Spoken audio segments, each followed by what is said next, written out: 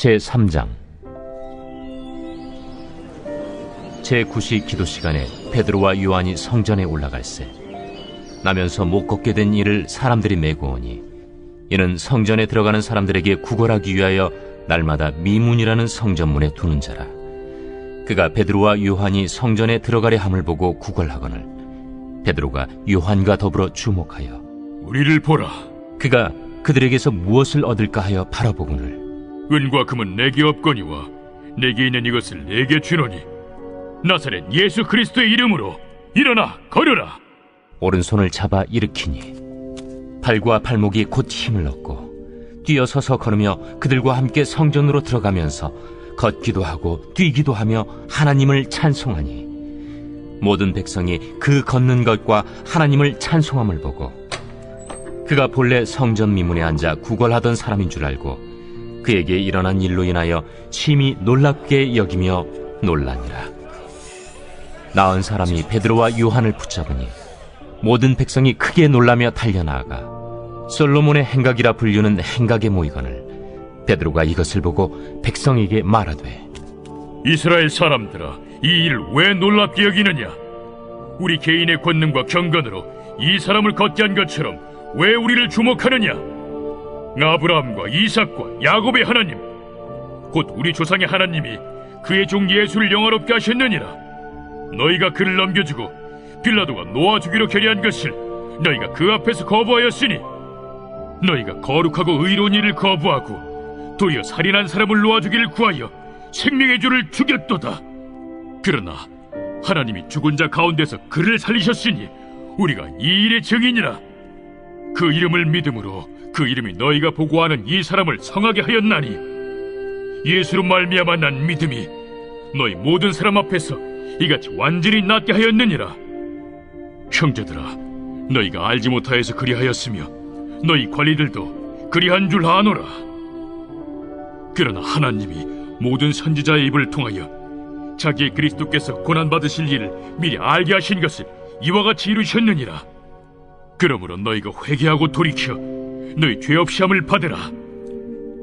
이같이 하면 새롭게 되는 날이 주 앞으로부터 이를 것이요 또 주께서 너희를 위하여 예정하신 그리스도 곧 예수를 보내시리니 하나님이 영원 전부터 거룩한 선지자들의 입을 통하여 말씀하신 바 만물을 회복하실 때까지는 하늘이 마땅히 그를 받아두리라. 모세가 말하되 주 하나님이 너희를 위하여 너희 형제 가운데서 나 같은 선지자 하나를 세울 것이니 너희가 무엇이든지 그의 모든 말을 들을 것이라.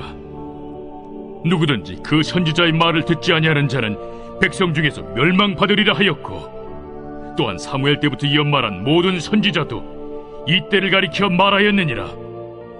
너희는 선지자들의 자손이요 또 하나님이 너희 조상과 더불어 세우신 언약의 자손이라. 아브라함에게 이르시기를 땅 위의 모든 족속이 너희 씨로 말미암아 복을 받으리라 하셨으니 하나님이 그 종을 세워 복 주시려고 너희에게 먼저 보내사 너희로 하여금 돌이켜 각각 그 악함을 버리게 하셨느니라.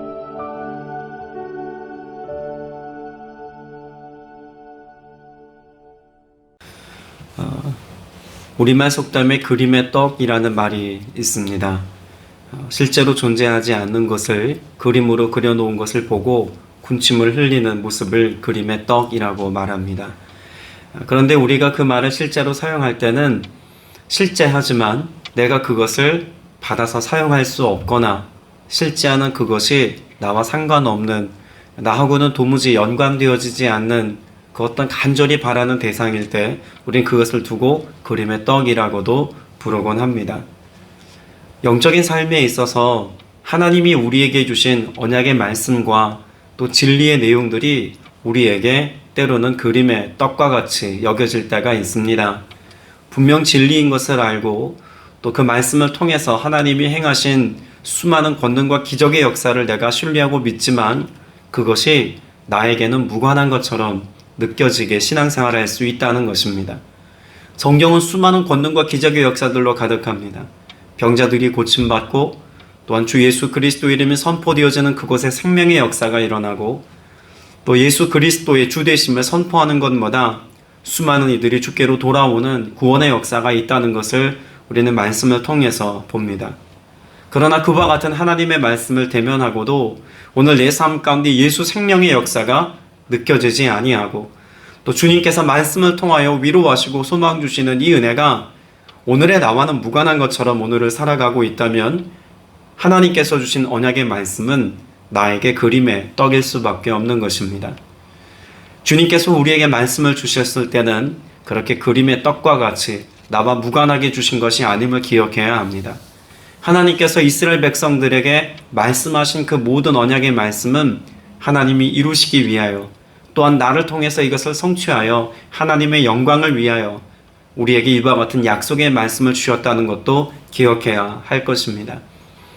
그러나 성경은 그와 같이 우리의 삶 가운데 그림의 떡과 같은 삶을 살고 있는 수많은 모형에 관하여 또 그런 삶을 살았던 이들에 관하여 말씀합니다. 창세기 말씀에 보면 아담과 하와가 범죄함으로 에덴에서 쫓겨납니다.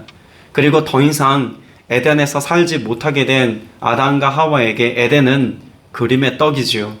죄의 문제를 해결하지 못한 아담과 하와에게 에덴은 그림의 떡일 수밖에 없었습니다. 노아의 방주 사건도 우리는 잘 압니다. 하나님이 노아를 통해서 큰 방주를 짓게 하셨습니다.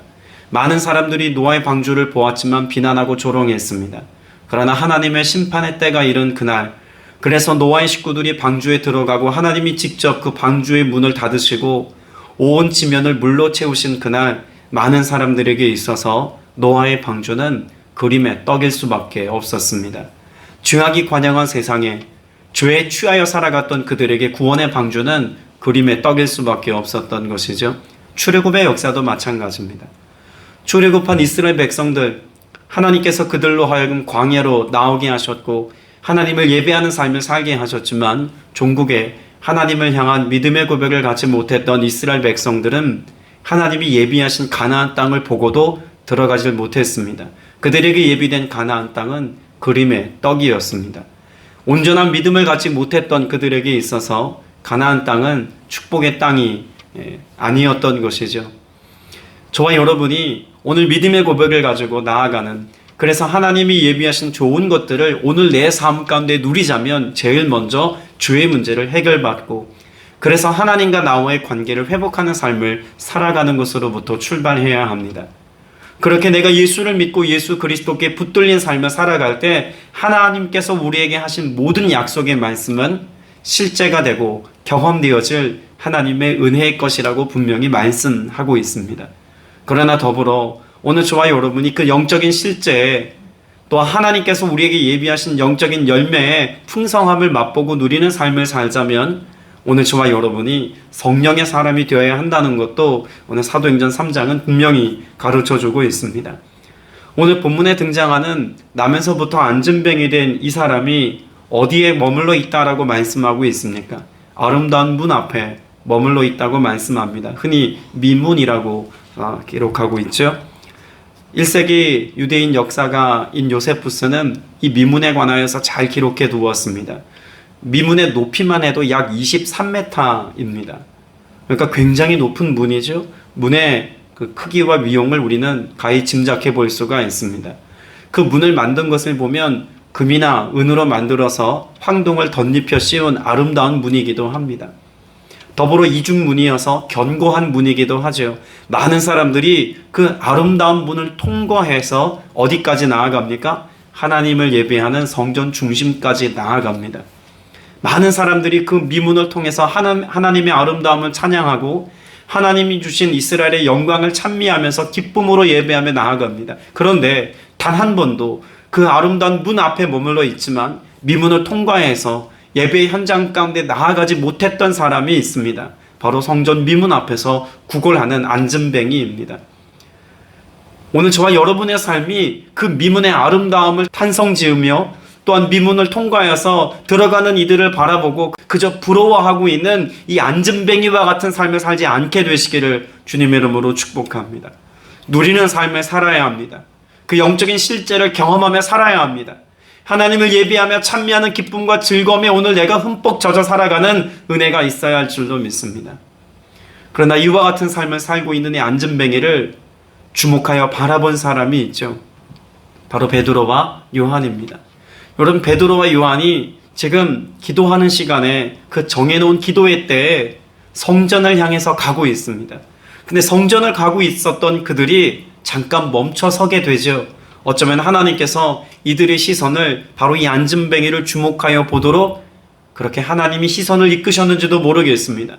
중요한 것은 베드로와 요한이 지금 자신들이 하려고 하는 어떤 영적인 행위, 그 예배함 속에 나아가기 위하여, 기도하기 위하여 나아갔던 이것조차 잠깐 멈추어 두고 시선을 어디로 옮겼습니까? 하나님의 시선이 있는 그곳을 주목하여 바라보는 그곳으로 나아가기까지 자신들의 발걸음을 멈췄습니다.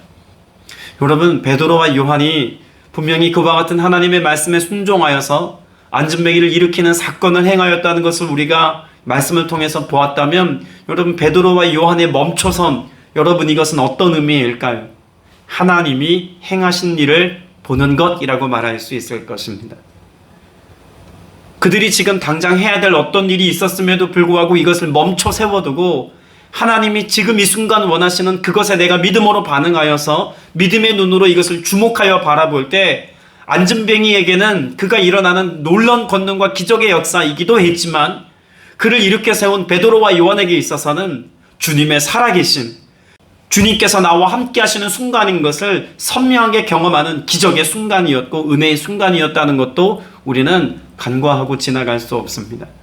오늘 저와 여러분에게도 동일한 사명을 주셨습니다. 우리를 불러주셔서 저와 여러분을 통해서 수많은 낙담하고 절망하고 슬픔과 탄식 가운데 있는 자들을 향해서 손 내밀어 일으키기를 원하시고 계십니다. 그런 주님의 은혜에, 주님의 사랑에 우리가 반응하여서 손 내미는 자 되어 살아가기를 주님은 기뻐하십니다. 오늘 저와 여러분이 예배하고 또 내 삶 가운데 주신 하나님의 은혜를 내 삶에 누리기까지 믿음의 여정을 걷고 있지만, 그러나 때로는 나 아닌 누군가에게 시선을 돌리기를 원하시고 하나님이 기뻐하시는 그곳에 내 믿음의 시선을 두고 살아가기를 원하신다는 것도 우리가 분별해야겠죠.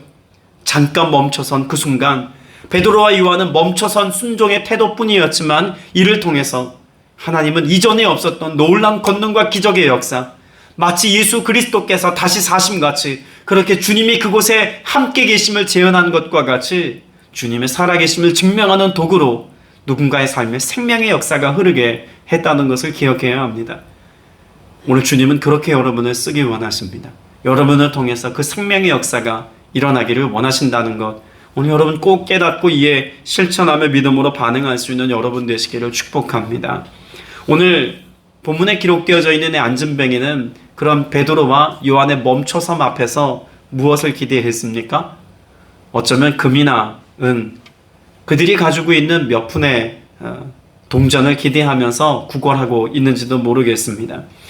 그런 관점에서 보면 오늘 본문에서는 보다라고 하는 단어를 계속해 반복하여 기록하고 있죠. 3절 말씀에 보면 베드로와 요한이 성전으로 들어가려는 것을 이 안진뱅이가 보고 있습니다. 뭐 하기 위해서 보고 있는 것이죠? 구걸하기 위해서 보고 있다라고 말하고 있습니다.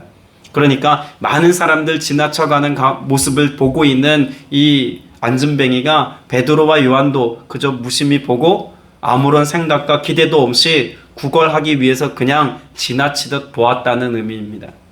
자, 그런데 4절 말씀에 보면 이 보다라고 하는 말을 좀 다르게 기록하고 있습니다. 4절 같이 한번 읽어보겠습니다. 시작. 베드로가 요한과 더불어 그를 눈여겨보고 그에게 말하였다. 우리를 보시오. 무심히 베드로와 요한을 보고 있는 안진뱅이를 향해서 베드로와 요한이 멈춰서서 선포합니다. 여러분, 이것이 선포라고 하는 것도 중요합니다. 베드로와 요한은 자신들의 원함을 위해서 지금 무언가를 하기 위해서 말하고 있는 게 아니지요. 멈춰 세우신 분도 성령이시요. 그를 향해서 베드로와 요한을 통해서 일하고 계시다라고 하는 것을 나타내기 원하신다는 것, 이것을 분별하게 하신 분도 성령 하나님이십니다. 그렇게 성령의 말하게 하심을 따라서 지금 베드로가 선포하고 있는 것이죠. 우리를 주목하여 보시오라고 말하고 있습니다. 여러분, 이 보라라고 하는 메시지는 중요한 의미를 갖고 있습니다. 3절에 보다라고 하는 것은 에이도라고 하는 헬라어를 쓰는데 그저 별 의미 없이 보는 행위를 말합니다. 그러면 4절에서 베드로가 눈여겨보는 것도, 그리고 우리를 보시오 하는 것도 무엇하여 보라는 것입니까? 무언가 기대감을 가지고 무언가 이루어질 일을 소망하고 바라보라는 이야기입니다. 바라보다라고 하는 의미 자체가 그러죠. 뭔가 바라고 기대하는 것을 주목해 보는 것입니다. 그런데 지금 베드로가 이에게 보라라고 말할 때는 베드로와 요한 자신들을 보라라고 지금 말하고 있는 걸까요?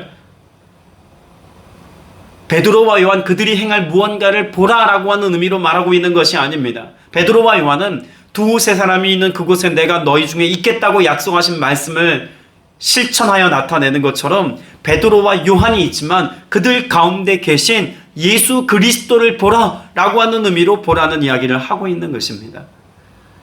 베드로와 요한은 자신들을 증명하고자 함의 목적이 있지 않습니다.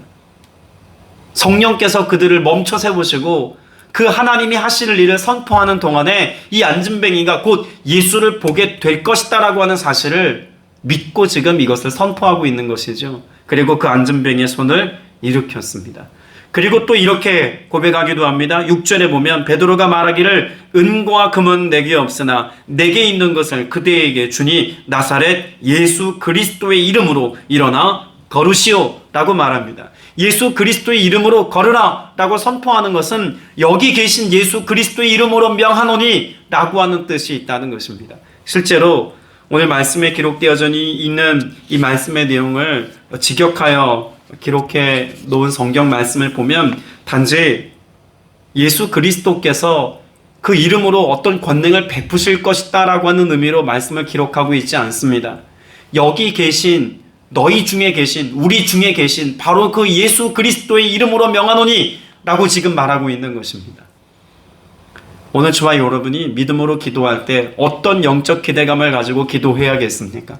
오늘 우리 가운데 계신 예수 그리스도 그 주님이 여기 계셔서 일하실 것에 대한 믿음과 신뢰와 소망의 고백을 가지고 선포하고 기도해야 할 줄로 믿습니다.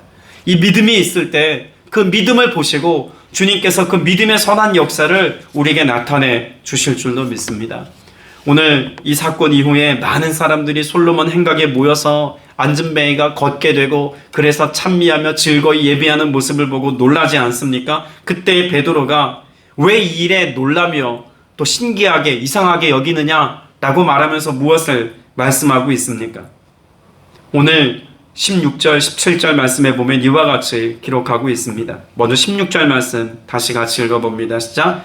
그런데 바로 이 예수의 이름이 여러분이 지금 보고 있고 잘 알고 있는 이 사람을 낫게 하였으니 이것은 그 이름을 믿는 믿음을 힘입어서 된 것입니다. 예수로 말미암은 그 믿음이 이 사람을 여러분 앞에 이렇게 완전히 성하게 한 것입니다. 여러분 단지 이름을 선포했다는 것이 아니라 그 이름을 통하여서 나사렛 예수 그리스도 이름이 선포되어지는 그때 예수 그리스도를 믿는 믿음을 통하여서 무엇하였다는 것입니까? 권능과 기적의 역사가 나타나게 하였노라고 베드로는 고백하고 있습니다. 그렇습니다. 믿음이 이깁니다. 믿음이 기적을 낳습니다. 믿음이 생명이고 믿음이 소망입니다. 오늘 저와 여러분이 그 믿음의 고백을 가지고 오늘을 나아갈 때 주님께서 그 믿음을 통해서 우리가 알 수 없고 우리가 예측할 수 없는 놀라운 하나님의 일들을 우리의 삶의 주변에 열매 맺게 하시고 드러내 나타내 주실 줄로 믿습니다. 오늘 저와 여러분 지금 이 기적을 선포하고 있는 베드로가 많은 복음의 메시지를 듣고 있는 사람들을 향해서 어떻게 이야기합니까? 17절 말씀에 보면 이 기적의 역사를 행하신 분은 바로 예수 그리스도이신데 그 예수 그리스도를 여러분이 십자가에 못 박은 것은 바로 무지함 때문인 것을 내가 압니다 라고 말하고 있죠. 여러분 무지라고 하는 것은 어떤 무지함을 이야기하는 것입니까? 예수 그리스도의 하나님 되심을 알지 못하는 무지함이요, 예수 그리스도께서 권능으로 역사하실 것에 대한 믿음이 없는 무지입니다. 여러분 오늘 우리가 교회에 나와서 예배하고 또 신앙의 삶을 이어가지만 우리에게도 이와 같은 무지가 있을 수도 있지 않겠습니까? 주님이 우리에게 이루시겠다고 약속하신 이 약속의 말씀을 가지고도 영적인 무지함으로 하나님의 말씀에 대한 믿음이 없으므로 하나님의 권능과 기적의 역사는 여전히 나와 무관한 삶을 살아가는 이들이 적지 않습니다. 바라기는 오늘 이 아침에 여러분 기도하실 때 믿음으로 구하시고 나사렛 예수 그리스도 이름으로 선포하시고 여기 계신 주님을 신뢰함으로 오늘 기도하셔서 오늘 여러분이 믿음으로 고백하고 선포한 이 기도가 그저 여러분의 삶의 탄식으로 끝나는 것이 아니라 열매가 되게 하시고 권능의 기적의 역사가 되어서 오늘 여러분을 소생케 하고 살리는 생명의 기도가 되시기를 주님의 이름으로 축복합니다.